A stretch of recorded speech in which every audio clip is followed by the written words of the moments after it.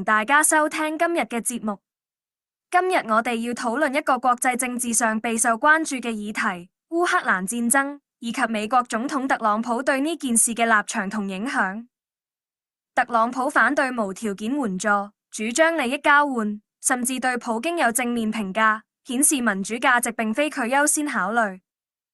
對烏克蘭問題，佢關心戰爭點樣為自己加分，而非維護國際秩序或人道立場。目前推動合約，允許美國開採烏克蘭稀土以償還軍援。2月28號，佢會見澤連斯基，但拒絕保證烏克蘭安全，亦無承諾阻止俄羅斯入侵，最後不歡而散。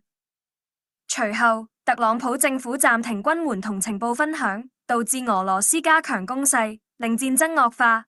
烏克蘭面臨更大挑戰，平民傷亡增加。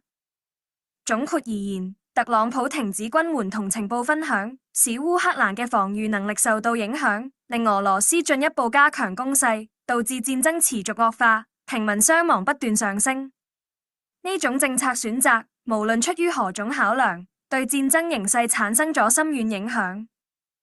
3月10日，佢派咗馬高魯比奧去中東同烏克蘭代表簽署30日停火協議，但特朗普政府會唔會真正恢復軍事援助，仍然係未知之數。而家我哋一齊睇下世界各地網民對特朗普嘅評論，又想俾人尊重，又想撈盡好處，又唔想得罪普京，最後只係未嘅油門踩到底，正反一班親粉川交日日歌頌佢最好。呢個搞屎棍上場之後，我都懶得關注時政，坐等時間俾答案。我都係，仲有留意，但已經忍住唔嬲啲熟人川粉，等時間教訓呢班蠢人。佢個智障仲想攞諾貝爾和平獎，結果發現烏克蘭拒絕簽屈辱性合約，就嬲到彈起，話要烏克蘭換總統。呢個傻逼令全世界人民同南洲人民團結晒。唔應該俾佢一個諾貝爾和平獎嗎？川王就係咁，欺善怕惡，遇強就縮，遇弱就強。佢最威最自豪嗰套談判藝術，一遇到獨裁者呢啲無限籌碼嘅對手，直接變廢招。